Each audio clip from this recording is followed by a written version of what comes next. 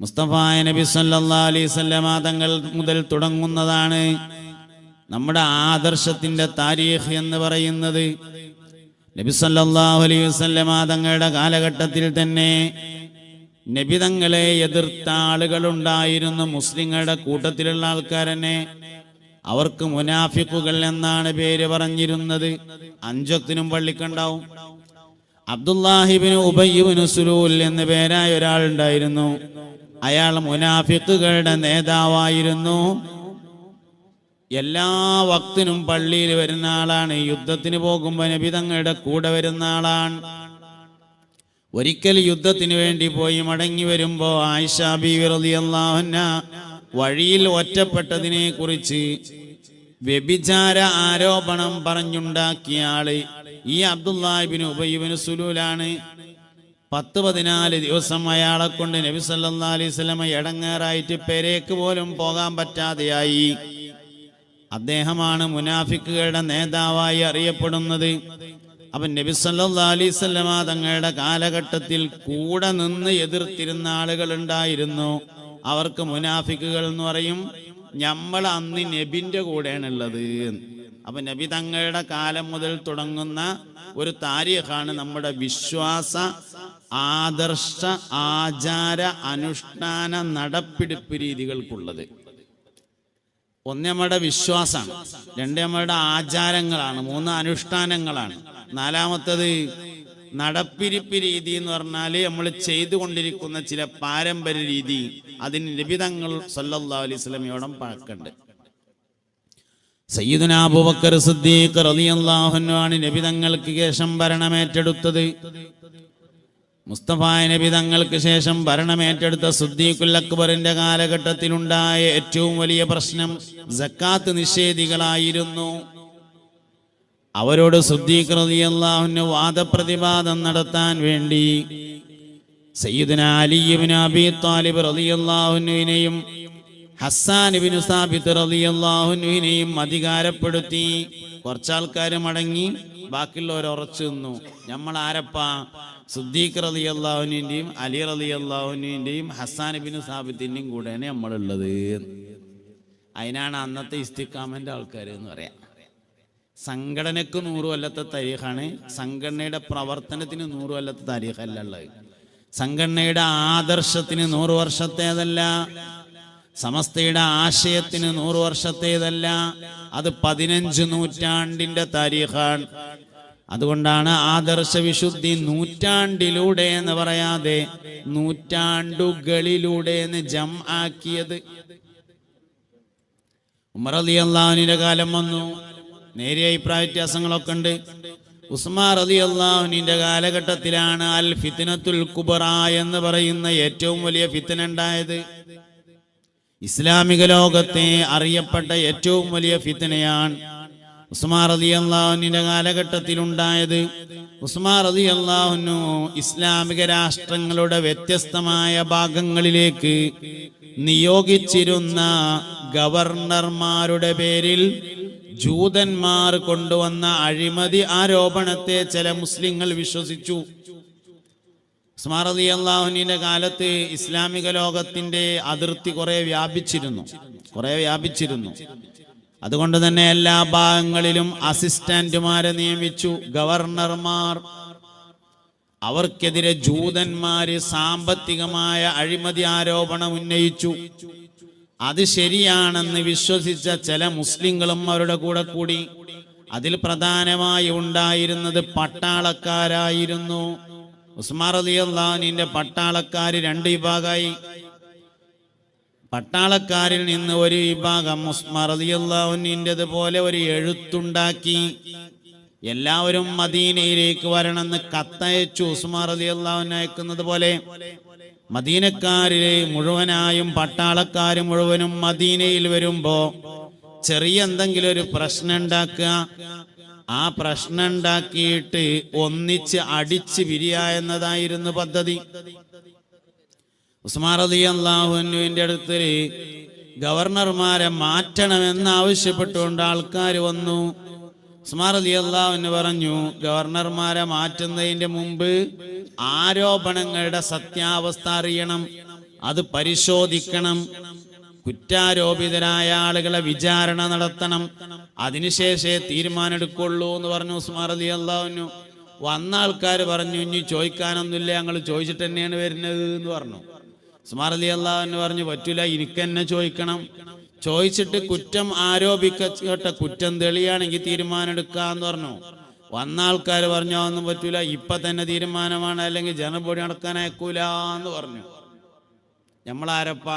ഉസ്മാൻ റളിയല്ലാഹുവിന്റെ ഒപ്പം സമസ്തക്കാര്. സമസ്തയുടെ സംഘടനക്കാണ് 100 കൊല്ലം, സമസ്തയുടെ ആദർശത്തിനും ആശയത്തിനും 100 കൊല്ലം അല്ല, അത് 15 നൂറ്റാണ്ടാണ്. അലി റളിയല്ലാഹുവിന്റെ കാലം വന്നു. ബഹുമാനപ്പെട്ട ഹസനുൽ ബസരി റളിയല്ലാഹു അൻഹു സയ്യിദുത് താബിഈൻ മഹാനവറുകളുടെ കാലം വന്നു. ഹസനുൽ ബസരി റളിയല്ലാഹു അൻഹുവിന്റെ ശിഷ്യൻ തന്നെയായിരുന്നു മുഅ്തസിലിയാക്കളുടെ നേതാവ്. പിഴച്ച വിശ്വാസക്കാർ, മുജസ്സിമത്തിന്റെ അനന്തരാവകാശികൾ, അള്ളാഹ്ക്ക് തടിയുണ്ട് എന്ന് വാദിക്കുന്ന ആൾക്കാർ.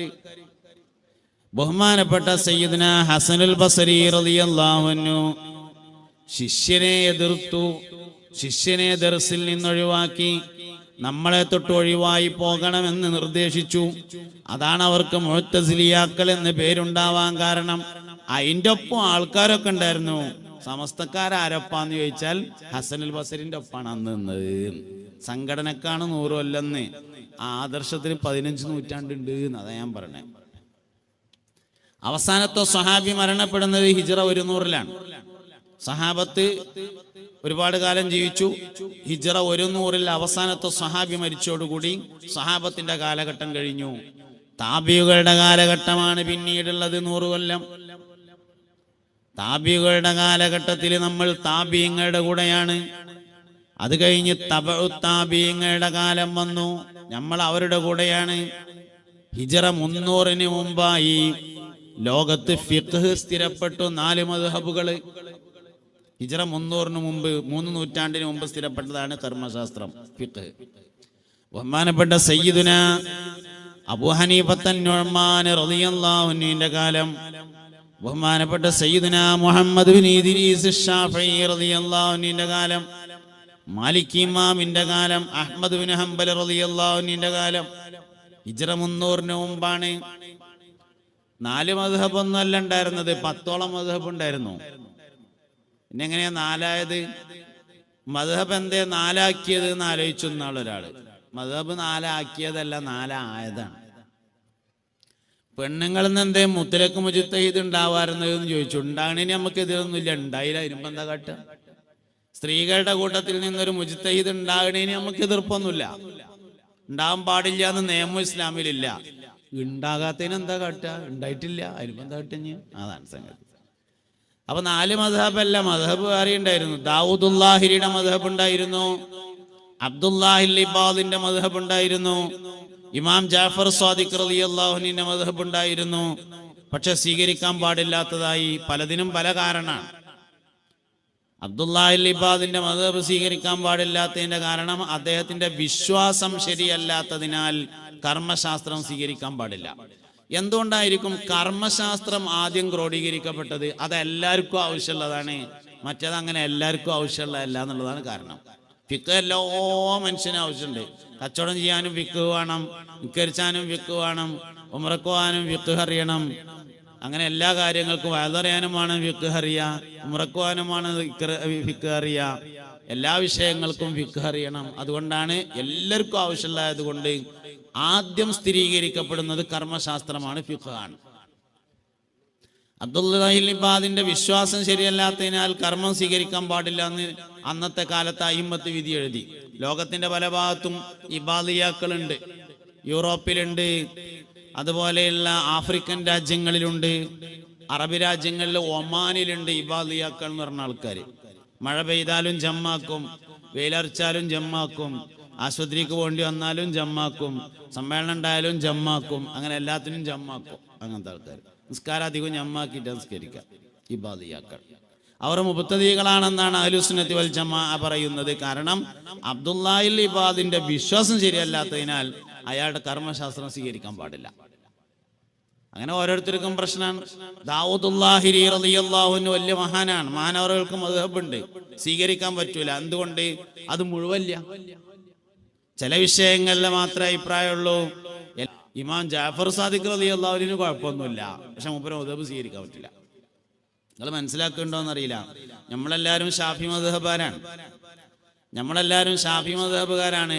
നമുക്ക് എല്ലാവരും ഷാഫി മദ്ഹബുകാരാണെന്നുള്ള അഭിപ്രായക്കാരല്ല നമ്മള്. പിന്നെ നാലാലൊരു മദ്ഹബുകാരാവണം എന്നുള്ള അഭിപ്രായമാണ്. എന്താ കാരണം? 4 ശരിയുള്ളൂ, 5ാമത്തെ തെറ്റാണ്, അതുകൊണ്ട് 4 പറ്റുള്ളൂ.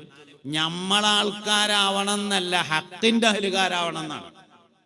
നമ്മളാൾക്കാരാണാവേണ്ട വെച്ചാൽ എല്ലാവരും ഷാഫി മദ്ഹബ് ആവണം എന്നല്ല പറയല്. സമസ്തന്റെ ഭരണഘടന മുതൽ നമ്മളെ പള്ളിന്റെ ഭരണഘടന, നമ്മളെ മദ്രസിന്റെ ഭരണഘടന ഒക്കെ പരിശോധിച്ച് നോക്കി, അതിലൊക്കെ ഉണ്ടാവും ഷാഫി, ഹനഫി, ഹംബലി, മാലിക്കി തുടങ്ങി 4 മദ്ഹബ് സ്വീകരിച്ചവരായിരിക്കണം എന്ന്. ഷാഫി മദ്ഹബുകാരായിരിക്കണം എന്നല്ല, നമ്മളാളാവണം എന്നല്ല, സത്യത്തിന്റെ ആൾക്കാരാവണം എന്നാണ്. യാ അയ്യുഹല്ലദീന ആമനൂ തഖുല്ലാഹ വകൂനൂ മഅസ്സാദിഖീൻ എന്നതാണ്. അതുകൊണ്ടാണ് 4 കുഴപ്പമില്ല എന്ന് പറഞ്ഞതിന്റെ കാരണം. ശരിയാവാൻ പറ്റുള്ളൂ, തെറ്റാവാൻ പാടില്ല. തെറ്റിന്റെ കൂടെ നിൽക്കാൻ പാടില്ല, ശരിയുടെ കൂടെയാണ് നിൽക്കേണ്ടത് എന്നതാണ് കാര്യം. ഈ 3 നൂറ്റാണ്ട് കഴിയുന്നതിന് മുന്നേ തന്നെ ഹദീസും സ്ഥിരപ്പെട്ടിട്ടുണ്ട്. ഈ സമയത്ത് തന്നെയാണ് മഹാനായ മുഹമ്മദ് ബിൻ ഇസ്മായിൽ അൽ ബുഖാരി റളിയല്ലാഹു അൻഹു വരുന്നത്. ഇമാം മുസ്ലിം റളിയല്ലാഹു അൻഹുവിന്റെ കാലഘട്ടം ഒക്കെ ഹിജ്റ 300 മുമ്പാണ്. ഹദീസുകളൊക്കെ ക്രോഡീകരിക്കപ്പെട്ടു, അതൊക്കെ ഈ കാലത്താണ്. സഹീഹുൽ ബുഖാരിയെ നമ്മൾ സ്വീകരിക്കും, ഇമാം ബുഖാരിയെയും നമ്മൾ സ്വീകരിക്കും. മുബത്തദികൾ സഹീഹുൽ ബുഖാരിയെ സ്വീകരിക്കും, ഇമാം ബുഖാരിയെ സ്വീകരിക്കൂല. കഴിഞ്ഞ കൊല്ലത്തിന് മുമ്പത്തെ കൊല്ലം ജമാഅത്തേര് ഗസാലിമാനെ പറ്റി നല്ല തടിച്ചൊരു പുസ്തകം പ്രസിദ്ധീകരിച്ചിട്ടുണ്ട്. ഹുജ്ജത്തുൽ ഇസ്ലാം അബൂ ഹാമിദുൽ ഗസാലി റളിയല്ലാഹു അൻഹു വലിയ മനുഷ്യനാന്ന് ഓൽക്ക് അഭിപ്രായമുണ്ട്. എന്നാൽ ഗസാലി ഇമാമിന്റെ ഇഹ്യാ ഉലൂമുദ്ദീൻ അവർ സ്വീകരിക്കൂല. ഗസാലി ഇമാമിന്റെ ബസീത്തോ വസീത്തോ വജീസോ സ്വീകരിക്കൂല. മുഹമ്മദ് ബിൻ ഇസ്മായിൽ അൽ ബുഖാരി റളിയല്ലാഹു അൻഹുവിന്റെ സ്വഹീഹ് മുബ്തദികൾ സ്വീകരിക്കും, എന്നാൽ ഇമാം ബുഖാരിയെ സ്വീകരിക്കൂല. എല്ലാരും നല്ലട്ടോ, ബുഖാരിയെ തള്ളിക്കഴിഞ്ഞ ആൾക്കാരും മുബ്തദികളിലുണ്ട്. നമ്മൾ രണ്ടും സ്വീകരിക്കും. ഇമാം ബുഖാരി റളിയല്ലാഹു അൻഹു ചെറുപ്പത്തിൽ കണ്ണ് കാണാത്ത ആളായിരുന്നു എന്നാണ്. ചെറിയ കുട്ടിയാവുമ്പോ കണ്ണ് കണ്ടിരുന്നില്ല. മഹാനവറുകളുടെ ഉമ്മ ദുആ ചെയ്തു, പടച്ചോനെ എന്റെ കുട്ടിക്ക് കണ്ണിന് കാഴ്ച തരണേന്ന്. ദോരന്ന് ഒരു ദിവസം രാത്രി സയ്യിദുനാ ഇബ്രാഹിം നബി അലൈഹിസ്സലാമിനെ കിനാവിൽ കണ്ടു. ആ സമയത്ത് ഇബ്രാഹിം നബി അലൈഹിസ്സലാമിനോട് തന്റെ മകന്റെ കാഴ്ചയില്ലാത്ത കാര്യത്തിൽ സങ്കടം പറഞ്ഞപ്പോ സയ്യിദുനാ ഇബ്രാഹിം അലൈഹിസ്സലാം പറഞ്ഞു, നാളെ നേരം പുലരുമ്പോഴേക്ക് നിങ്ങളുടെ മകന് കാഴ്ചയുണ്ടാകുമെന്ന് പറഞ്ഞു. പിറ്റേന്ന് നേരം പുലർന്നപ്പോ ഇമാം ബുഖാരി റളിയല്ലാഹു അൻഹുവിന് കാഴ്ചയുണ്ടായിരുന്നു. മുമ്പത്തെ നിങ്ങൾ വിശ്വസിക്കോ? ഇല്ല. ഒരു സഹീഹുൽ ബുഖാരിയെ വിശ്വസിക്കുള്ളൂ, ഇമാം ബുഖാരിനെ വിശ്വസിക്കൂല. ഇമാം ബുഖാരി റളിയല്ലാഹു അൻഹു തന്റെ സ്വഹീഹിന്റെ തസ്നീഫ് പൂർത്തിയാകുന്നത് ദുൽഹിജ്ജ മാസത്തിലായിരുന്നു. സഹീഹുൽ ബുഖാരിയും എടുത്തുകൊണ്ട് കയ്യിൽ പിടിച്ച് നെഞ്ചോട് ചേർത്ത് പിടിച്ച് ഇമാം ബുഖാരി റളിയല്ലാഹു അൻഹു പരിശുദ്ധമായ മദീനയിൽ വന്നു. മദീനയിൽ വന്നിട്ട് റൗള ശരീഫിന്റെ പുറത്ത് അല്പം ദൂരമായ ഒരു സ്ഥലത്ത് സഹീഹുൽ ബുഖാരി നെഞ്ചോട് ചേർത്ത് പിടിച്ച് ഇങ്ങനെ കാത്തുനിന്നു. റൗളയിൽ നിന്ന് മുസ്തഫായ നബി സല്ലല്ലാഹു അലൈഹി വസല്ലം വിളിക്കുമ്പോൾ റൗളയിലേക്ക് കയറണമെന്ന് കരുതി.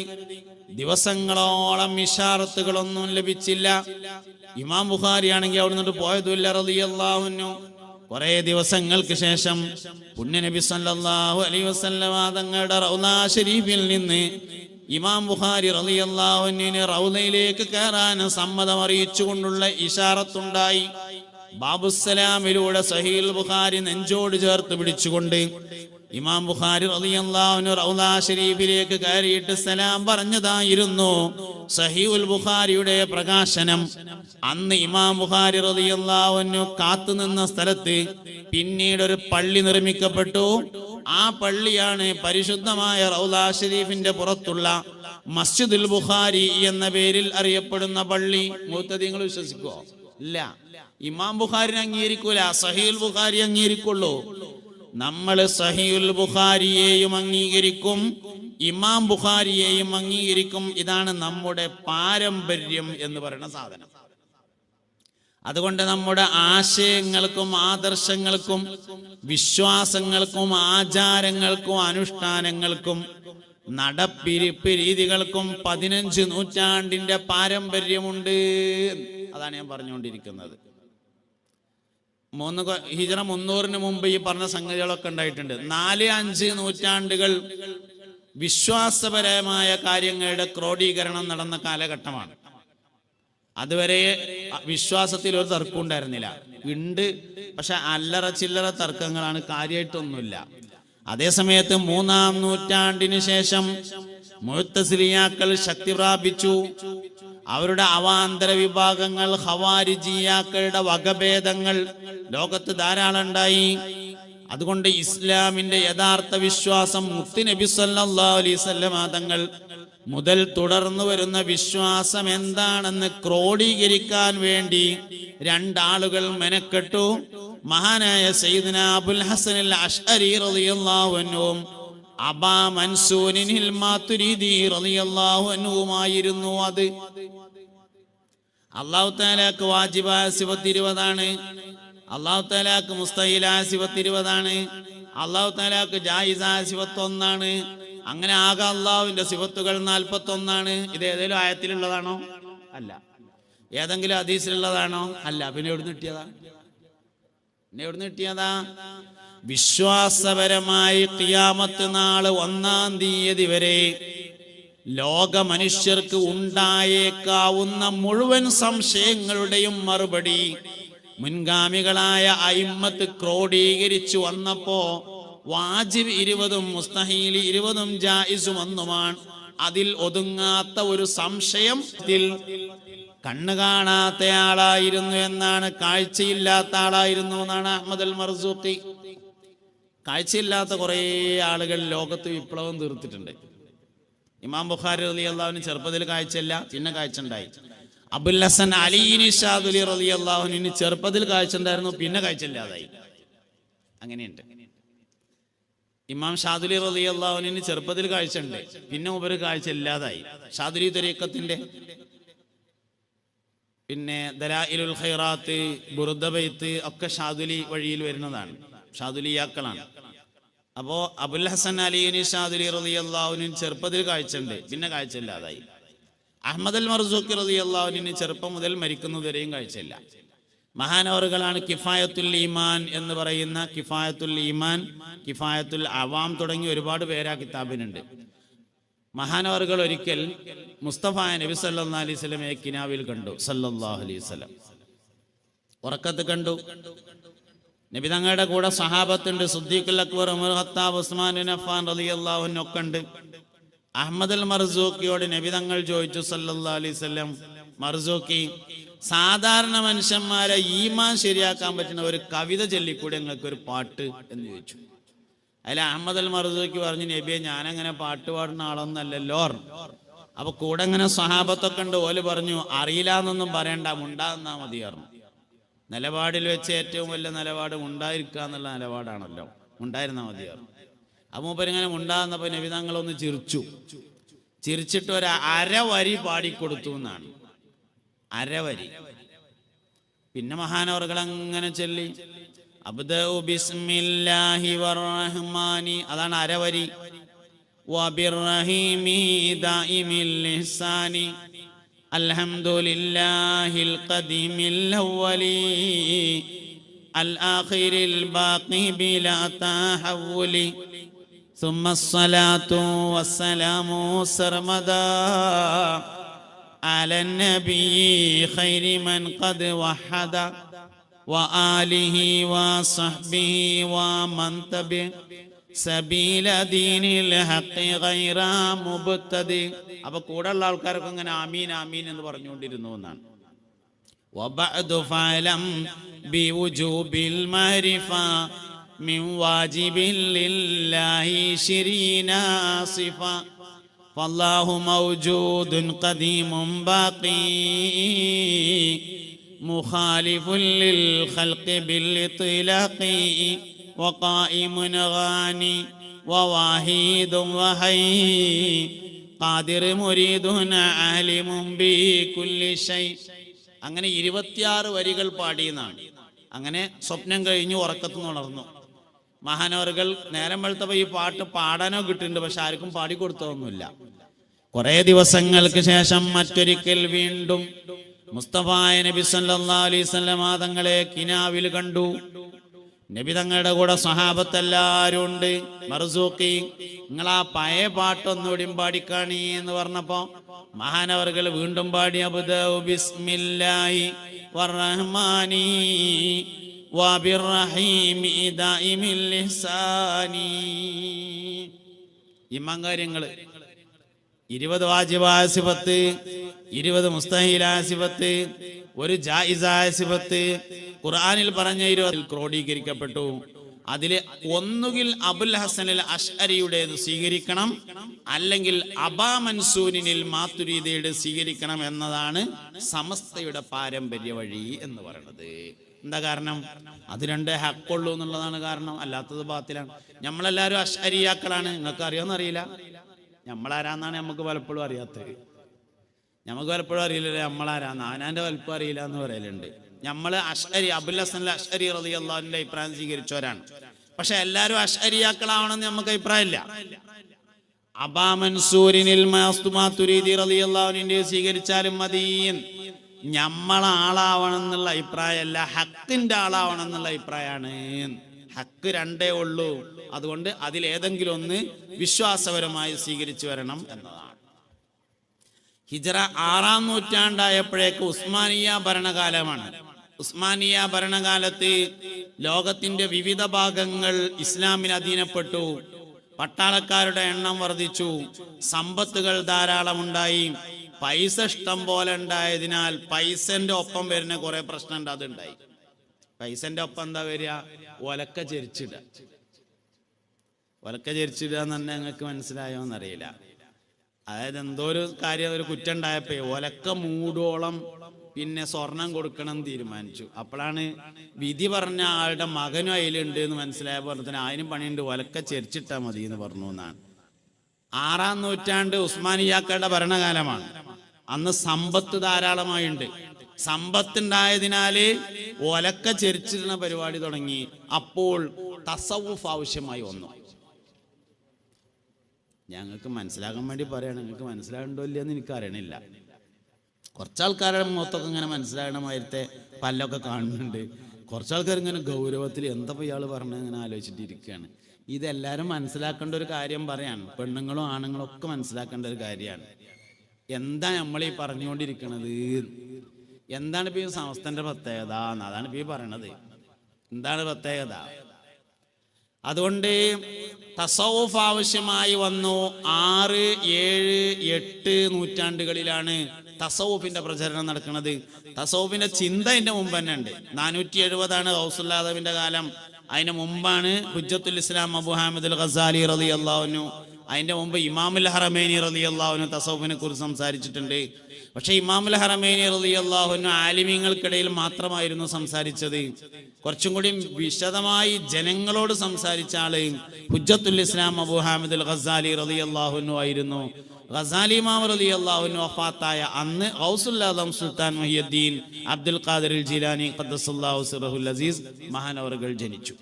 ഗൗസുൽ ആദമാണ് തസവുഫിനെ ജനകീയമാക്കിയ ആള്.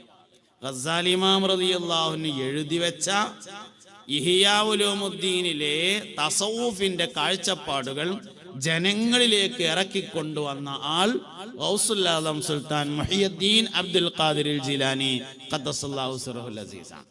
അതേ കാലഘട്ടക്കാരൻ തന്നെയാണ് മഹാനായ റഈസുൽ ആശിഖീൻ സയ്യിദുനാ അഹ്മദ് അൽ കബീർ റിഫായി റളിയല്ലാഹു അൻഹു. കേരളക്കാർ വലിയ ഭാഗ്യമുള്ള ആൾക്കാരാണ്.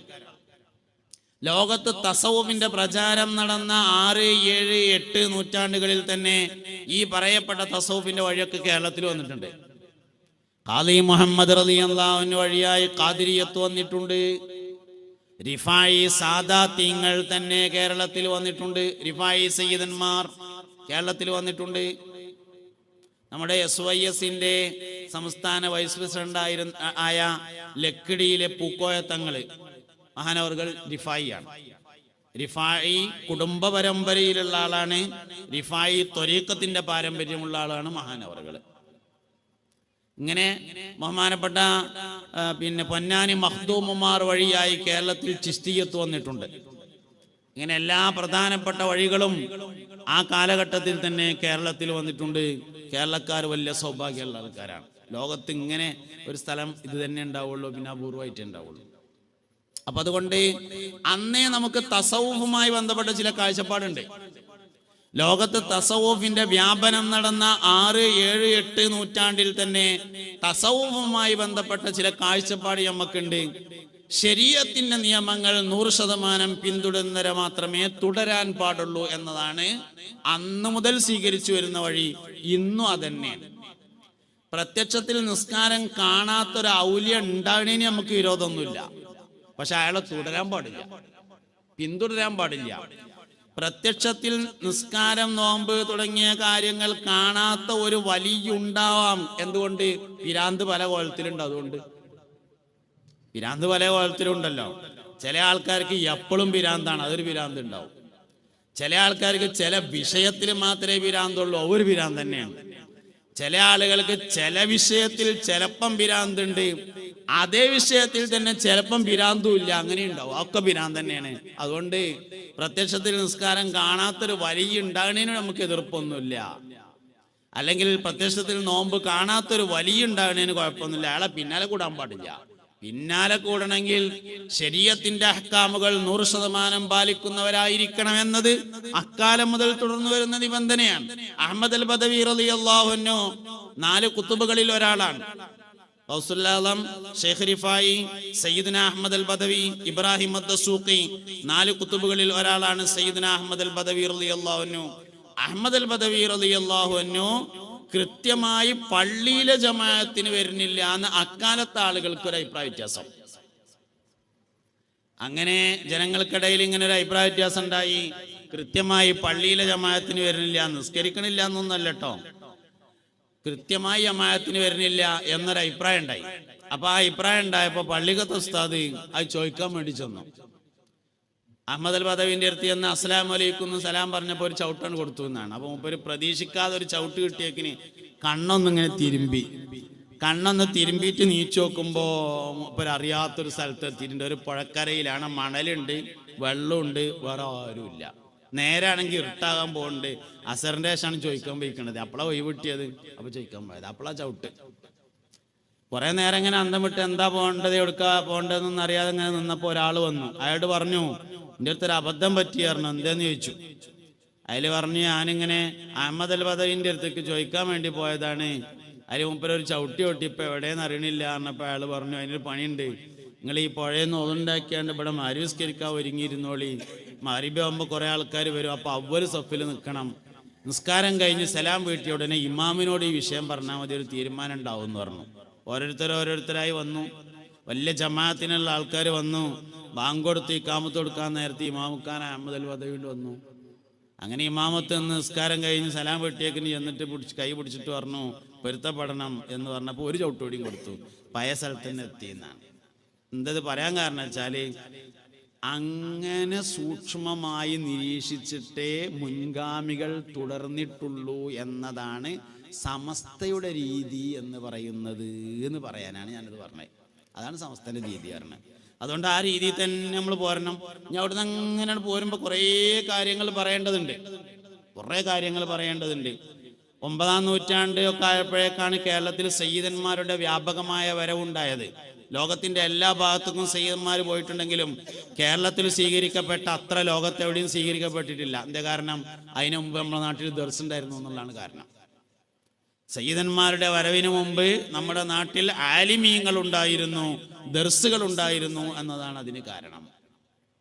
920-കൾ സമസ്ത കേരള ജംഇയ്യത്തുൽ ഉലമയുടെ സംഘടനാപരമായ പാരമ്പര്യം ആരംഭിക്കുകയാണ്. 926 മുതൽ 2026 ആവുമ്പോൾ 100 കൊല്ലായി. വാക്കോട് സാഹ് പറഞ്ഞു, ഒരുപാട് കീഴ്ഘടകങ്ങൾ. SKSSFന്റെ 30-ാം വാർഷികത്തോടനുബന്ധിച്ചാണ് നമ്മൾ ഈ പരിപാടി സംഘടിപ്പിച്ചിട്ടുള്ളത്. യുവാക്കൾക്ക് വേണ്ടിയും വിദ്യാർത്ഥികൾക്ക് വേണ്ടിയുള്ള സംവിധാനമാണ് SKSF വരുന്നത്. എന്താ അതുകൊണ്ടുള്ള നേട്ടം? ഇതുകൊണ്ടുള്ള നേട്ടം എന്താണെന്ന് വെച്ചാൽ നല്ലവരൊപ്പം കൂടിയാൽ നന്നാവും എന്നുള്ളതാണ്. നല്ല കൂട്ടുകെട്ട് മനുഷ്യനെ നന്നാക്കും. മുസ്തഫായ നബി സല്ലല്ലാഹു അലൈഹി വസല്ലം തങ്ങൾ പറഞ്ഞിട്ടുണ്ട്, അൽ മർഉ അലാ ദീനി ഖലീലിഹി, മനുഷ്യൻ അവന്റെ കൂട്ടുകാരന്റെ മതത്തിലായിരിക്കുമെന്ന് ഷഫീഉനാ റസൂലുള്ളാഹി സല്ലല്ലാഹു അലൈഹി വസല്ലം പറഞ്ഞിരിക്കുന്നു. മനുഷ്യൻ അവന്റെ കൂട്ടുകാരന്റെ മതത്തിലാണ്. നമ്മളെ മോൾക്കൊരു കല്യാണം വന്നു എന്ന് വിചാരിക്കുക, അത്യാവശ്യം തിരക്കടില്ലാന്ന് തോന്നുന്ന ഒരു കല്യാണം വന്നാല് നമ്മൾ ആദ്യം എന്താ ചെയ്യുക? ഓലെ പെരന്റെ അടുത്തുള്ള നിസ്കാര പള്ളിക്കൊക്കെ ഔദ്യോഗികമായ കല്യാണ അന്വേഷണം നടക്കുന്നതിന് മുമ്പ് ഒരു സ്വകാര്യ അന്വേഷണത്തിന് പോകും. അങ്ങനെ അസർ നിസ്കാരത്തിന് പള്ളിക്കെത്തി ബൈക്ക് അവിടെ സൈഡാക്കിയിട്ട് പള്ളിയിൽ കയറി അസർ നിസ്കരിച്ച് ആ പള്ളിന്റെ മുമ്പിലുള്ള സുലൈമാക്കാന്റെ പീടി കയറിയിട്ട് ഒരു മധുരമില്ലാത്ത ചായയും ഒരു ലഡു കടിയൊക്കെ എടുത്തിട്ട് ഇങ്ങനെ ഇരിക്കുമ്പോ അവിടെ കുറെ ആൾക്കാരുണ്ടാവും, ചായ കുടിച്ചു കണ്ടിരിക്കണു. ഓരോട് ചോദിക്കും, അബ്ദുറഹ്മാനാജിയുടെ മൂത്ത മകൻ സുലൈമാനെ പറ്റി എന്താ അഭിപ്രായം എന്ന് ചോദിക്കും. അപ്പൊ ആൾക്കാർ പറയും, ചെറുക്കനും തരക്കടില്ല, ഉഷാറാണ്, പെരേക്ക് പറ്റിയവനാണ്, അധ്വാനിച്ച് തിന്നവനാണ്, മെനക്കെടും ആള്, ഒരു ബുദ്ധിമുട്ടുമില്ല, സംഗതിയൊക്കെ വളരെ ഉഷാറാണ്. പക്ഷെ ഓന്റെ ചെങ്ങായിമാരൊക്കെ കോച്ചറായിയാണ് എന്ന് പറഞ്ഞാൽ മനസ്സിലായി ആള് കോച്ചറായിയാണ്. ഈ കോച്ചറായി എന്നുള്ള വാക്ക് ഞാൻ ഡിക്ഷണറി തിരഞ്ഞെടുക്കണ്ട, അതിന് അർത്ഥമൊന്നും ഉണ്ടാവില്ല. പക്ഷെ സാധനം എന്താ നിങ്ങൾക്ക് എല്ലാവർക്കും മനസ്സിലായല്ലോ. അതന്നെ, മനുഷ്യൻ അവന്റെ കൂട്ടുകാരന്റെ മതത്തിന്റെ മേലായിരിക്കുന്നാണ്. ഒരു മനുഷ്യൻ നന്നാവാൻ ആദ്യം എന്താ വേണ്ടത്? കൂട്ടുകെട്ട് നേരാവണം. സിദ്ദീഖുൽ അക്ബർ റളിയല്ലാഹു അൻഹു ഈ ഉമ്മത്തിലെ ഏറ്റവും ഈമാനുള്ള മനുഷ്യനാന്തേ കാരണം മുത്തുനബിയാണ് കളിക്കൂട്ടുകാരൻ സല്ലല്ലാഹു അലൈഹി വസല്ലം. ചെറുപ്പത്തിൽ ഓരോന്നിച്ചാ കഴിച്ചിരുന്നത്. മനുഷ്യൻ അവന്റെ SKSF കൂടിയാ എന്താ ഗുണം? നല്ല കൂട്ടുകെട്ടുണ്ടാവും. പള്ളിയൊക്കെ ജമാഅത്തിന് പോയാൽ എന്താ ഗുണം? നിസ്കരിക്കണ മനുഷ്യന്മാരായിരിക്കും അവന്റെ കൂട്ടുകാർ എന്നതാണ് കാരണം നന്നാവാളെ. അതുകൊണ്ട് ഇപ്പൊ എനിക്കൊരു സിനിമക്ക് പോകാനൊന്നും കഴിയൂലല്ലോ. ഞാൻ ഇപ്പൊ എന്റെ തലയെക്കെട്ടൊക്കെ ഊരിച്ച് മുടിയൊക്കെ അങ്ങനെ കക്കൂസ്ത ബ്രഷിന്റെ മാതിരിയാക്കി ഒരു ഇതിന് പോയി ഒരു സിനിമക്ക് പോയി എന്ന് വിചാരിക്കുക. അങ്ങനെ ഞാൻ അങ്ങനെ മുന്നിലിരിക്കുമ്പോൾ ബാക്കിൽ നിന്ന് കുട്ടികൾ ഉസ്താദെ എങ്ങളും ഉണ്ടോ എന്ന് ചോദിക്കും. കഴിയൂല. എന്തേ കാരണം? അതിന്റെ കാരണം ഈ സംവിധാനം പരിപാടിയൊക്കെ ഇത് നടക്കണതിന് അതിന്റെ കാരണം മനുഷ്യൻ നന്നാകുക ഓന്റെ ഒപ്പമുള്ള ഒരു നേരാവുമ്പോഴാണ്. അൽ മർഉ അലാ ദീനി ഖലീലി, മനുഷ്യൻ അവന്റെ കൂട്ടുകാരന്റെ മാർഗത്തിലായിരിക്കും ഉണ്ടായിരിക്കുക എന്ന് ഷഫീഉൽ വറാ ഹബീബുനാ റസൂലുള്ളാഹി സ്വല്ലല്ലാഹു അലൈഹി വസല്ലം പറഞ്ഞിരിക്കുന്നു. അതുകൊണ്ട് കൂട്ടുകെട്ട് മനുഷ്യനെ നാശാക്കും. കൂട്ടുകെട്ടിനെ കുറിച്ച് മുത്തുനബി പറഞ്ഞ ഒരു ഹദീസ് ഉണ്ട്, ഇന്നമാ മസലുൽ ജലീസി സ്വാലിഹി വസ്സൂഇ കഹാമിലിൽ മിസ്കി വനാഫിഖിൽ കീരി. നല്ല കൂട്ടുകാരന്റെയും ചീത്ത കൂട്ടുകാരന്റെയും ഉദാഹരണം അത്തറ് കച്ചവടക്കാരനെ പോലെയും ഉലയിൽ ഊതുന്നവനെ പോലെയുമാണ്. കൊല്ലപ്പണിക്കാരനെ പോലെയും അത്തറ് കച്ചവടക്കാരനെ പോലെയുമാണ്. അത്തറ് കച്ചവടക്കാരൻ്റെ ഒപ്പം പോയാൽ എന്താ ഗുണം? കീശയിൽ 10 ഉറുപ്പ്യ ഉണ്ടെങ്കിൽ ആവശ്യം ഉണ്ടാവുമ്പോൾ ഒരു കുപ്പി അത്തറ് വാങ്ങാം. അതന്നെ ഒരു ഗുണം. രണ്ടാമത്തെ ഗുണം, കീശയിൽ കായൊന്നും ഇല്ലെങ്കിലും അയാൾ ആർക്കേലൊക്കെ അത്തറ് ഒഴിച്ചെടുക്കുമ്പോ കയ്യുമ്മ കൂടെ ഒലിക്കണേ നമ്മളെ മേത്ത് തേച്ചരും, കായില്ലാതെ അത്തറ് കിട്ടും. ആണ് രണ്ടാമത്തെ ഗുണം. ഞാൻ അത് ഉണ്ടായില്ല എന്ന് വിചാരിക്കുക, അയാൾ സൂക്ഷ്മതയുള്ള അത്തറ് കച്ചവടക്കാരനാണ്. മൂപ്പര് ഫില്ലറോണ്ട് എടുത്തിട്ട് കുപ്പിക്ക് ഇങ്ങനെ ആക്കുക, ഒരു തുള്ളിയും പുറത്തേക്ക് പോകില്ല എന്ന് വിചാരിച്ചോളി. എന്നാലും നല്ല വാസനയെങ്കിലും ലഭിക്കും, അത് അയാൾക്ക് തടുത്താൻ നിൽക്കൂല. അതാണ് നല്ല കൂട്ടുകാരന്റെ ഉദാഹരണം. ചീത്ത കൂട്ടുകാരന്റെ ഉദാഹരണോ ഉലയിൽ ഊതുന്നവനെ പോലെ. കൊല്ലപ്പണിക്കാരൻ കരുവാന്റെ അടുത്ത് പോയിരുന്ന എന്താ കുഴപ്പം? തുണിങ്കുപ്പായ ഓട്ടാവും. തുണിങ്കുപ്പായ ഓട്ടാവും. ഓട്ടായില്ല എന്ന് വിചാരിക്കുക, എന്നാലോ മൂക്ക് കൂടിയ കരി കയറിയിട്ട് ആസ്തമുണ്ടാവും. അതുണ്ടായില്ല എന്ന് വിചാരിക്കുക, ആ ചെങ്ങായിക്ക് ഒരു പണി ചെയ്തിട്ട് അവിടെ പോയിരിക്കണെന്ന് ആൾക്കാർ പറയെങ്കിലും ചെയ്യും. അപ്പൊ എന്തുകൊണ്ട് നഷ്ടമാണ്? നല്ല കൂട്ടുകാരനും ചീത്ത കൂട്ടുകാരന്റെയും ഉദാഹരണമായി മുസ്തഫായ നബി സല്ലല്ലാഹു അലൈഹി വസല്ലം തങ്ങൾ പറഞ്ഞത്. അതുകൊണ്ട് നന്നാവാൻ, ചെറുപ്പക്കാരോടാണ് സംസാരിക്കുന്നത്, നന്നാവാൻ ഏറ്റവും എളുപ്പമുള്ള വഴി നല്ല കൂട്ടുകാരുണ്ടാവലാണ്. 1-2 കാര്യങ്ങൾ ചെറുപ്പക്കാരോട് സംസാരിക്കുമ്പോൾ അന്നത്തെ സമയത്ത് പ്രത്യേകിച്ച് പറയേണ്ടതുണ്ട്. നമ്മൾ 5 സംരക്ഷണങ്ങളാണ് നമുക്ക് ഏർപ്പെടുത്തേണ്ടത്. ആണുങ്ങളോടും പെണ്ണുങ്ങളോടും എല്ലാവരോടുമാണ് 5 സംരക്ഷണങ്ങളാണ്. 1, ഈമാനിന്റെ സംരക്ഷണം നമ്മൾ എപ്പോഴും ഏർപ്പെടുത്തണം. ഈമാനില്ലാതെ വേറെ എന്തുണ്ടായിട്ട് എന്താ കാര്യം? ഈമാൻ ഇല്ലാതെ വേറെ എന്തുണ്ടായിട്ടും കാര്യമില്ല. ഈമാന്റെ അടിസ്ഥാനം അഷ്റഫുൽ ഖൽഖായ സല്ലല്ലാഹു അലൈഹി വസല്ലമ തങ്ങളോടുള്ള താല്പര്യമാണ്. അതുകൊണ്ട് ഈമാൻ സംരക്ഷിക്കപ്പെടണമെങ്കിൽ മുത്തുനബിയെ പഠിക്കണം സല്ലല്ലാഹു അലൈഹി വസല്ലം. നബി സല്ലല്ലാഹു അലൈഹി വസല്ലമയെ അറിയണം, നബി തങ്ങളെ സ്നേഹിക്കണം, എല്ലാ കാര്യങ്ങൾക്കും മുസ്തഫ നബിയോട് ബന്ധമുണ്ടായിരിക്കണം. അതാണ് ഈമാന്റെ സംരക്ഷണം എന്ന് പറഞ്ഞാല്. രണ്ട്, ഇൽമിന്റെ സംരക്ഷണമാണ്. വിവരം ഉണ്ടായതുകൊണ്ട് കാര്യമൊന്നുമില്ല, വിവരത്തിന് സംരക്ഷണം ഉണ്ടാവണം. യുക്തിവാദികളാകുന്നത് വിവരമില്ലാത്തവരൊന്നല്ല, PhD ക്കാരാണ്. നിരീശ്വരവാദികളാകുന്നത് വിവരമില്ലാത്തവരൊന്നല്ല, PG കഴിഞ്ഞവരാണ്. സർവമത സത്യവാദികളാകുന്നത് വിവരമില്ലാത്തവരൊന്നല്ല, വലിയ വലിയ ജോലിക്കാരും ഉദ്യോഗസ്ഥന്മാരുമാണ്. എന്തേ കാരണം? ഇൽമുണ്ടായത് കൊണ്ടായില്ല, വിവരത്തിന്റെ പരിപാലനം ഉണ്ടാവണം. വിവരം സംരക്ഷിക്കപ്പെടണമെങ്കിൽ ഭൗതിക തലം ഉയരുന്നതിനനുസരിച്ച് ആത്മീയ തലം ഉയരണം. ഭൗതിക തലം ഉയരുമ്പോ അതിനനുസരിച്ച് ആത്മീയ തലം ഉയർന്നില്ലെങ്കിൽ സംശയം ബാക്കിയാവും. എല്ലാവരോടും ഖുർആൻ ഒരുപോലെയല്ല സംസാരിക്കുന്നത്, എല്ലാവരോടും ഹദീസ് ഒരുപോലെയല്ല സംസാരിക്കുന്നത്. അല്ലമൽ ഇൻസാന മാലം യഅലം എന്ന ആയത്തിന്റെ തഫ്സീറിൽ ഞാൻ ഈ പറയുന്ന ആശയമുണ്ട്. ഓരോ മനുഷ്യന്റെയും കാറ്റഗറി അനുസരിച്ചാണ് ഓരോരുത്തരോടും പരിശുദ്ധ ഖുർആനും തിരുവചനങ്ങളും സംസാരിക്കുക. അല്ലാതെ എല്ലാവർക്കും ഒരേ അർത്ഥമല്ല. ഓരോ ആളുകളുടെയും ബുദ്ധിയുടെയും വികാസങ്ങളുടെയും ഒക്കെ വലിപ്പത്തിനനുസരിച്ചാണ് ഓരോ കാര്യം മനസ്സിലാകുക. കഴിഞ്ഞ കൊറോണ കാലത്ത് എന്നോട് ഒരുപാട് ആളുകൾ ചോദിച്ചൊരു ചോദ്യമായിരുന്നു, ഉസ്താദെ ഈ കരിഞ്ജീരകം എങ്ങനെ തിന്നേണ്ടത് എന്ന്. കൊറോണക്ക് എല്ലാവരും പ്രധാനപ്പെട്ട പരിപാടി കരിഞ്ജീരകം തിന്നലായിരുന്നു. അപ്പോൾ കുറേ ആൾക്കാർ ചോദിച്ചിരുന്നു. അപ്പോൾ ഞാനൊരിക്കൽ മേലാറ്റൂർ ഭാഗത്തൊരു പരിപാടിക്ക് വേണ്ടി ചെന്ന് ആ മാസ്ക് ഇട്ടിട്ട് പ്രസംഗിക്കുന്ന സമയമാണ്. കൊറോണ അങ്ങനെ കഴിഞ്ഞിട്ട് പ്രഭാഷണങ്ങളൊക്കെ ഓഡിറ്റോറിയം പരിപാടികൾ മാത്രമൊക്കെ ആരംഭിച്ച ആ സമയത്ത് ഒരു പരിപാടിക്ക് വേണ്ടി ചെന്നു. അപ്പോൾ ആ പരിപാടിയിൽ പങ്കെടുത്തിരുന്ന ഒരു ഡോക്ടർ ക്ലാസ്സൊക്കെ കഴിഞ്ഞതിന് ശേഷം എന്നോട് ചോദിച്ചു, ഒരു സംശയമുണ്ട് കാരണം. എന്താ ചോദിച്ചു?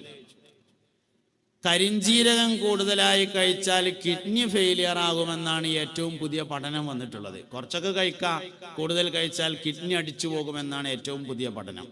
മുത്തുനബി ആണെങ്കിൽ സല്ലല്ലാഹു അലൈഹി വസല്ലം കരിഞ്ജീരകം തിന്നാൻ വേണ്ടി പറയുകയും ചെയ്തിട്ടുണ്ട്. നബി തങ്ങളുടെ വാക്കും ആധുനിക പഠനവും തമ്മിൽ എതിരായില്ലേ എന്ന് ചോദിച്ചു. എന്താ സംഭവം? ഏത് ഹദീസിൽ സംശയം തോന്നിയാലും അതേ ഹദീസ് തന്നെ ആയിക്കെന്ന് പഠിക്കുകയാണ് വേണ്ടത്. കാരണം ഹദീസ് എന്നത് വഹയിന്റെ ഇൽമാണ്. വമാ യന്തിഖു അനിൽ ഹവാ ഇൻ ഹുവ ഇല്ലാ വഹ്യു യൂഹാ. ഏത് ഹദീസിൽ സംശയം വന്നാലും ആ ഹദീസ് ആയിക്കെന്ന് തന്നെ പഠിക്കണം. അപ്പോ നബി തങ്ങൾ കരിഞ്ജീരകത്തെ കുറിച്ച് പറഞ്ഞിട്ടുള്ള ഹദീസിൽ ഒരു സംശയം തോന്നിയാൽ ആ ഹദീസ് തന്നെ വീണ്ടും പഠിക്കണം. അതിനെന്ത് വേണം? ഭൗതിക തലം ഉയരുന്നതിനനുസരിച്ച് ആത്മീയ തലം ഉയർന്നു വരണം. നമുക്ക് എന്താ പറ്റിയെച്ചാല് 5ാം ക്ലാസ്സിൽ നിന്നൊരു സർട്ടിഫിക്കറ്റും 7ാം ക്ലാസ്സിൽ നിന്നൊരു സർട്ടിഫിക്കറ്റും കിട്ടി.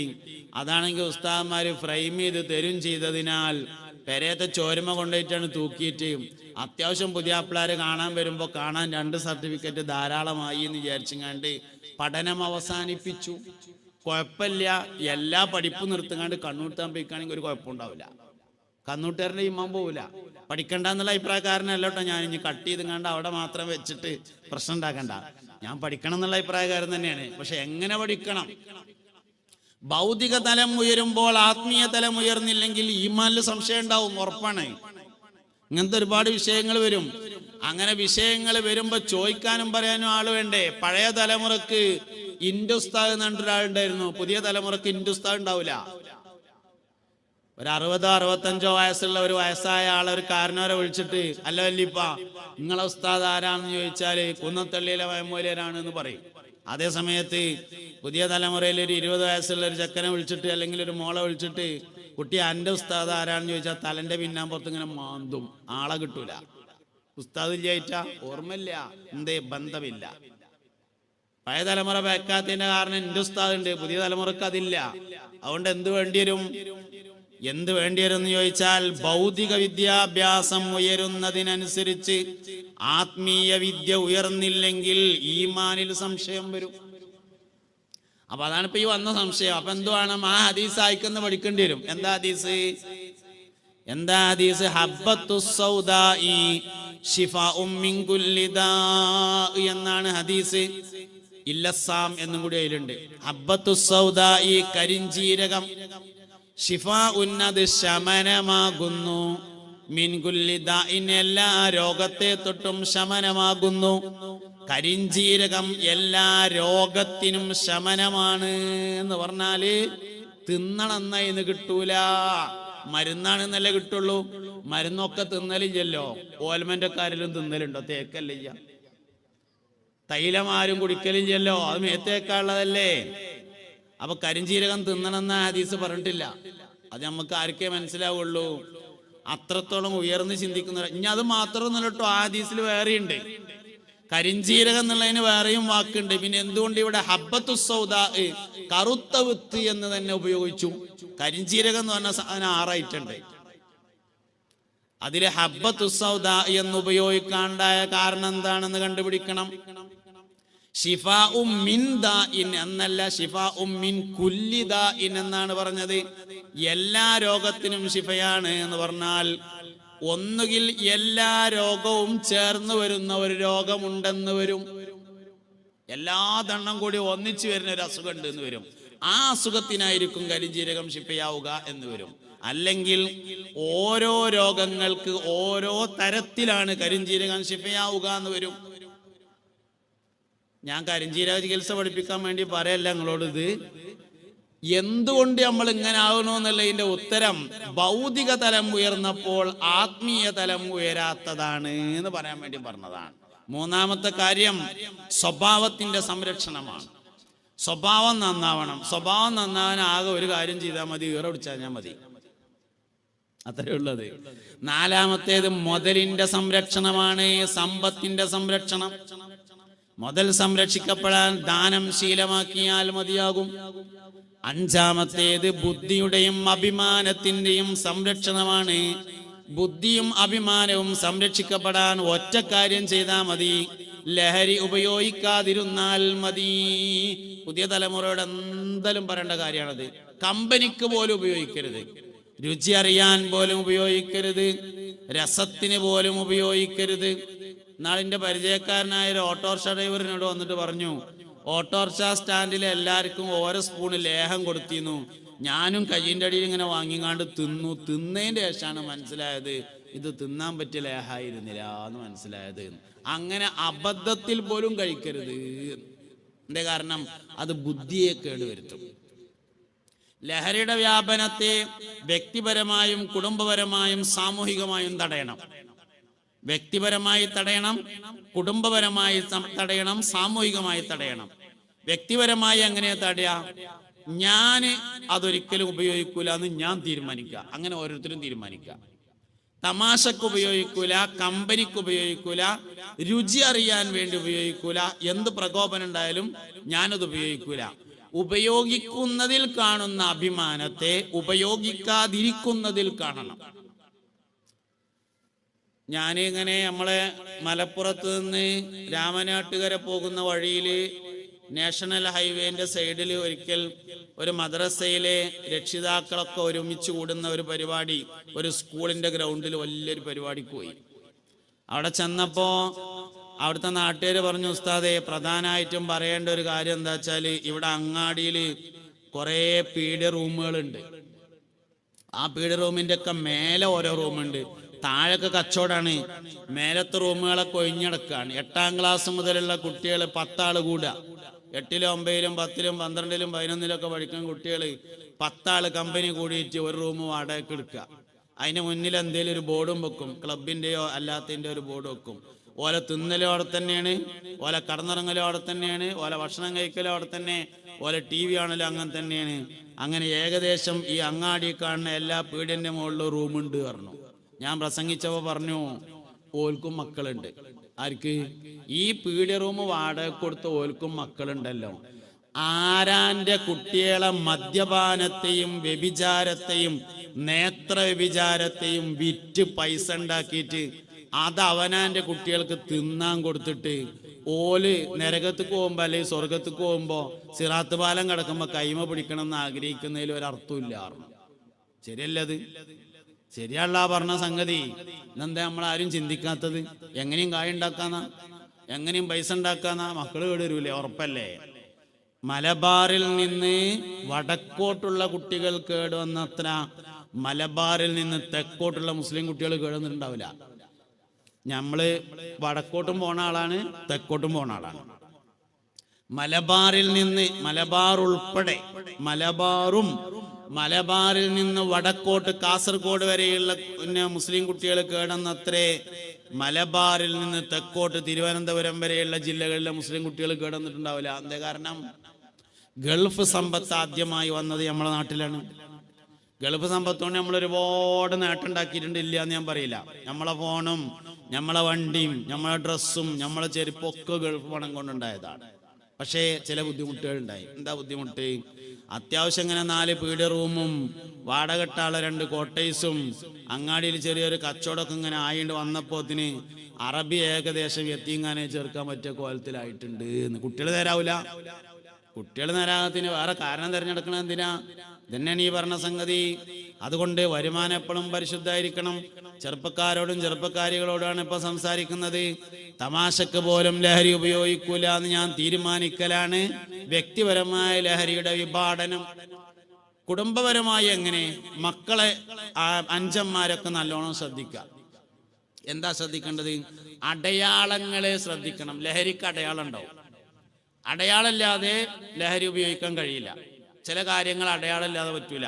നല്ല കാര്യത്തിനുണ്ടാവും. അടയാളമില്ലാതെ നിസ്കരിക്കാൻ കഴിയൂല, അടയാളമില്ലാതെ ഖുർആൻ ഓതാൻ കഴിയൂല, അടയാളമില്ലാതെ ഒതുണ്ടാക്കാൻ കഴിയൂല. എന്നതുപോലെ അടയാളമില്ലാതെ മദ്യപിക്കാൻ കഴിയില്ല, അടയാളമില്ലാതെ അമ്മാനെ തല്ലാൻ കഴിയൂല.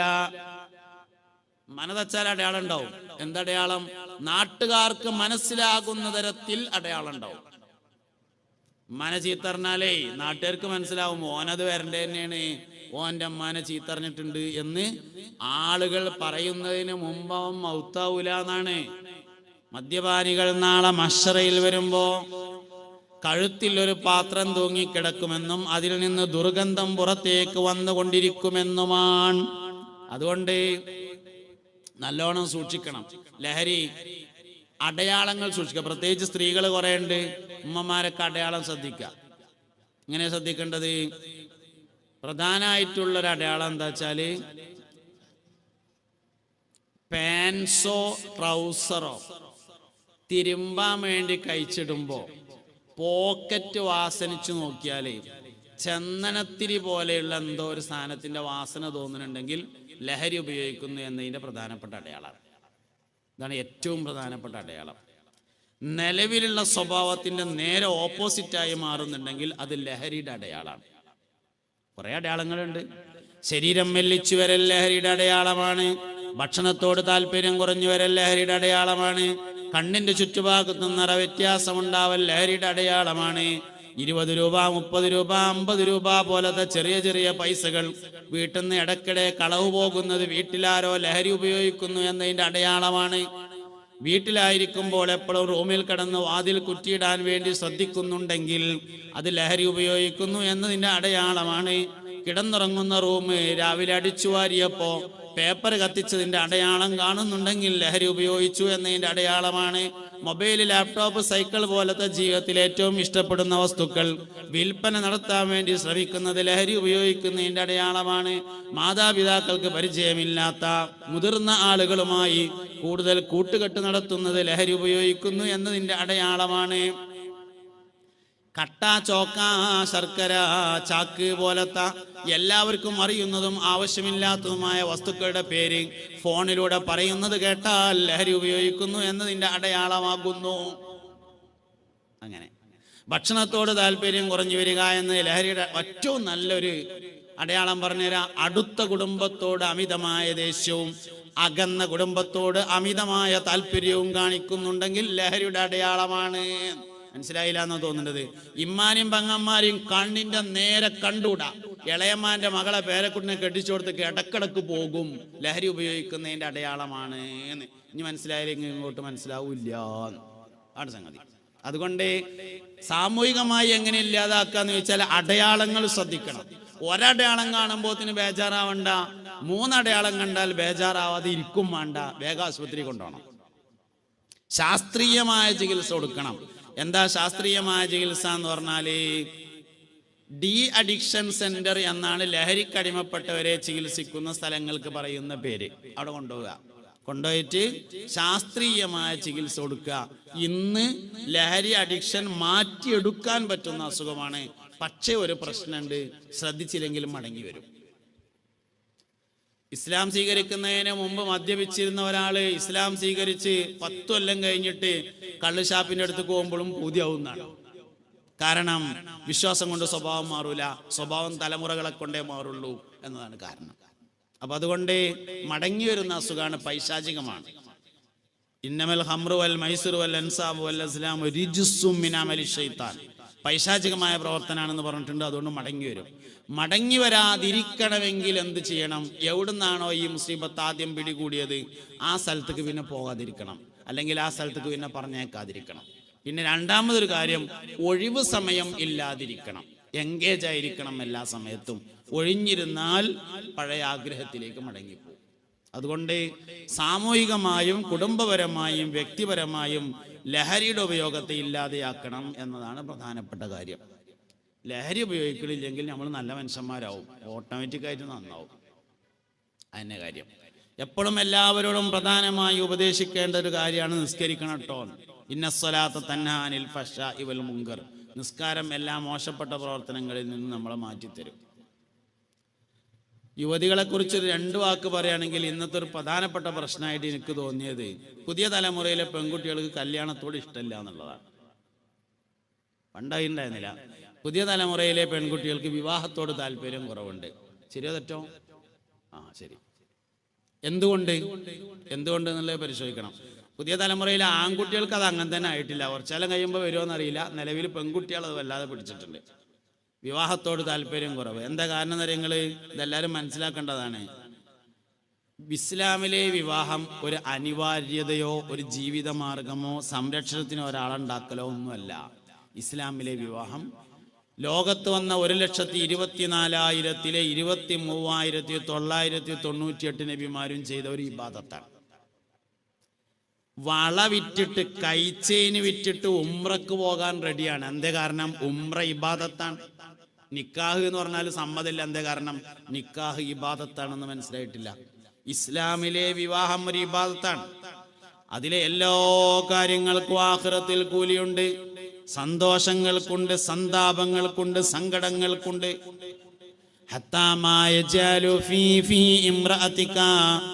നീ നിന്റെ ഭാര്യയുടെ വായിലേക്ക് ഒരു ഉരുള ഭക്ഷണം വെച്ചു കൊടുത്താൽ പോലും നാളെ അല്ലാഹു നിനക്കതിന് കൂലി നൽകും. ഒരു പെണ്ണ് ഒരിക്കൽ ഗർഭിണിയായി പ്രസവിച്ചാൽ 100 ഷഹീദിന്റെ കൂലി ഉണ്ടായിരിക്കും. സയ്യിദു ശുഹദാ എന്ന പേരിൽ അറിയപ്പെട്ടത് മഹാനായ സയ്യിദ്ന ഹംസത്തുൽ കറാർ റളിയല്ലാഹു അൻഹു. ഉഹദ് യുദ്ധത്തിലാണ് മഹാനവർകൾ ഷഹീദാകുന്നത്. ഹംസ റളിയല്ലാഹു അൻഹു ഒരു ഷഹീദാണ്. ഒരു പെണ്ണ് ഒരിക്കൽ ഗർഭിണിയായി പ്രസവിച്ചാൽ 100 ഷഹീദിന്റെ കൂലിയാണ്. സൗദിയിലെ മക്കത്ത് ഷാരി ഷുഹദ എന്ന് പറഞ്ഞിട്ട് റോഡുണ്ട്, ഷുഹദാക്കളുടെ റോഡ്. ആ റോഡ് തുടങ്ങുന്നതിന്റെ ഇടതുവശത്ത് ഖുബൈബ് റളിയല്ലാഹുവിന്റെ ഖബറുണ്ട് എന്നതാണ് അതിന് ആ പേരുണ്ടാവാൻ കാരണം. ഖുബൈബ് റളിയല്ലാഹുവിനെ ഖുർആൻ പഠിപ്പിക്കാൻ എന്ന് പറഞ്ഞുകൊണ്ട് മദീനത്ത് നിന്ന് കൂട്ടിക്കൊടുന്നിട്ട് തൂക്കിലേറ്റിയിട്ട് അമ്പെയ്ത് കൊന്നതാണ്. അമ്പെയ്യുമ്പോ അവസാനത്തെ അമ്പ് ശരീരത്തിന്റെ മുൻവശത്ത് അരിപ്പ പോലെ കീറി അമ്പ് കൊണ്ടിട്ട് അവസാനത്തെ ഒരു അമ്പ് മരണത്തിന് മുമ്പുള്ള അമ്പ് ചെയ്യാൻ വേണ്ടി നിൽക്കുമ്പോ ഖുബൈബിനോട് ആൾക്കാർ പറഞ്ഞു, നിന്റെ ഈ സ്ഥാനത്ത് മുഹമ്മദ് ആയിരുന്നു എങ്കിൽ എന്ന് പറഞ്ഞപ്പോൾ അവിടെ നിന്ന് ഇറക്കിയിട്ട് ചികിത്സിച്ചോളാർന്നു. അതിൽ പറഞ്ഞു, എന്റെ കാലിലൊരു മുള്ളു കുത്തുന്നതിന് പകരം പോലും മുഹമ്മദാണ് എനിക്കിഷ്ടമല്ല എന്നാണ്. ഇപ്പൊ അവസാനത്തെ അമ്പ് ചെയ്തു. അങ്ങനെ ഖുബൈബ് റളിയല്ലാഹു ഷഹീദായി. ഖുബൈബ് റളിയല്ലാഹു ഒരു ഷഹീദാണ്. ഒരു പെണ്ണ് ഒരിക്കൽ ഗർഭിണിയായി പ്രസവിച്ചാൽ 100 ഷഹീദിന്റെ പ്രതിഫലമാണ്. അപ്പൊ ഇസ്ലാമിലെ വിവാഹം എന്ന് പറയുന്ന ഒരു ഇബാദത്താണ്. മൻ തസവ്വജ ലില്ലാഹി തവ്വജല്ലാഹു ലഹു താജൽ മലിക്കി എന്നാണ്. ഒരാൾ അല്ലാഹുവിന്റെ മാർഗത്തിൽ കല്യാണം കഴിച്ചു, അതിൽ അവന് അല്ലെങ്കിൽ അവൾക്കൊരു കുട്ടിയുണ്ടായാൽ ആ കുട്ടിയുടെ ഓരോ ശ്വാസത്തിന്റെ എണ്ണത്തിനനുസരിച്ചും മാതാപിതാക്കളുടെ ഏടുകളിൽ അല്ലാഹു ഹസനാത്തിനെ എഴുതി വെക്കുമെന്നാണ്. അതുകൊണ്ട് വിവാഹത്തോട് താല്പര്യം കുറഞ്ഞതിന്റെ കാരണം വിവാഹം ഒരു ഇബാദത്താണെന്ന് മനസ്സിലായില്ല എന്നതാണ്. ഇസ്ലാമിലെ വിവാഹം ഒരു ഇബാദത്താണെന്ന് മനസ്സിലാക്കുക എന്നതാണ് ഒന്നാമത്തെ കാര്യം. പിന്നെ വേറെയും അതിന് കാരണങ്ങളുണ്ട്. അത് സാമൂഹ്യ ശാസ്ത്രത്തിന്റെ പഠനങ്ങള്, പുതിയ ചില നോവലുകൾ, ലേഖനങ്ങൾ, കഥകൾ, തിരക്കഥകൾ, സിനിമകൾ, നാടകങ്ങൾ ഒക്കെ അതിന് കാരണമായിട്ടുണ്ട്. കോടിക്കണക്കിന് മനുഷ്യന്മാർ ലോകത്ത് ജീവിച്ചുകൊണ്ടിരിക്കുന്നുണ്ട്. കോടാനക്കോടിക്കണക്കിന് മനുഷ്യന്മാര് നേരത്തെ കുടുംബമായി ജീവിച്ച് മരണപ്പെടുകയും ചെയ്തിട്ടുണ്ട്. എവിടെങ്കിലൊക്കെ ഒരു പുതിയാപ്പളിയും പുതിയനും തമ്മിൽ പ്രശ്നം ഉണ്ടെങ്കിൽ അതിനെ ലേഖനമാക്കി, അതിനെ കവിതയാക്കി, അതിനെ കഥയാക്കി, അതിനെ തിരക്കഥയാക്കി, അതിനെ വാർത്തയാക്കി, അതിനെ സിനിമയാക്കി, നാടകമാക്കി അവതരിപ്പിച്ചപ്പോൾ എല്ലാവർക്കും തോന്നി മൊത്തം പുതിയാപ്പിളാരും പുതിയണ്ണുങ്ങളും ഇങ്ങനെ തന്നെയാണ് ജീവിക്കുന്നത് എന്ന് തോന്നിയതാണ്. അതാണ് രണ്ടാമത്തെ കാരണം. മൂന്നാമത്തെ ഒരു കാരണം, സാമൂഹ്യ ശാസ്ത്രത്തിൽ പഠിപ്പിക്കുന്നതനുസരിച്ച് വിവാഹം എന്ന് പറയുന്നത് വിഭവങ്ങൾ കുറഞ്ഞു വന്നപ്പോൾ ഉണ്ടായ സഹകരണമാണ്. തിന്നാനുള്ള സാധനം കുറഞ്ഞു വന്നപ്പോൾ സഹകരിച്ച് തിന്നൽ തുടങ്ങിയതാണ് കല്യാണം എന്നാണ് സാമൂഹ്യ ശാസ്ത്രം പഠിപ്പിക്കുന്നത്. അപ്പം അങ്ങനെയൊക്കെയുള്ള വിദ്യാഭ്യാസത്തിൻ്റെയും വിജ്ഞാനത്തിൻ്റെയും പ്രശ്നങ്ങളൊക്കെ ഉണ്ട്. ഏതായാലും അടിസ്ഥാനം നമ്മൾ മനസ്സിലാക്കണം, ഇസ്ലാമിലെ വിവാഹം അതൊരു ഇബാദത്താണ്. 1,24,000 അമ്പിയാക്കൾ വന്നിട്ടുള്ളതിൽ 2 നബിമാർ മാത്രം പെണ്ണിട്ടില്ല എന്നുള്ളതിൽ സംശയമുള്ളത്. ഒന്ന് സയ്യിദുനാ യഹ്യ അലൈഹിസ്സലാമാണ്, പിന്നൊന്ന് സയ്യിദുനാ ഈസ അലൈഹിസ്സലാമാണ്. അതിൽ യഹ്യ നബി അലൈഹിസ്സലാം സ്ത്രീകളെ തൊട്ടിട്ടില്ല എന്ന് ആല ഇമ്രാനിൽ ഒരു ആയത്തുണ്ട്. ആ ആയത്തിന്റെ തഫ്സീറിൽ മഹാനവറുകൾ കല്യാണം കഴിച്ചിട്ടില്ല എന്ന് പറഞ്ഞിട്ടുണ്ടെങ്കിലും അതിനെ കുറെ ആളുകൾ ഗണ്ണിച്ചിട്ടുണ്ട്. അതിന് കല്യാണം കഴിച്ചിട്ടില്ല എന്ന അർത്ഥമല്ല, വ്യഭിചരിച്ചിട്ടില്ല എന്ന അർത്ഥമേ ഉള്ളൂ. യഹ്യ നബി അലൈഹി ഇസ്ലാം കല്യാണം കഴിച്ചിട്ടുണ്ട് എന്ന അഭിപ്രായക്കാരുണ്ട്. പിന്നൊന്നുള്ളത് ഈസാ നബിയാണ്.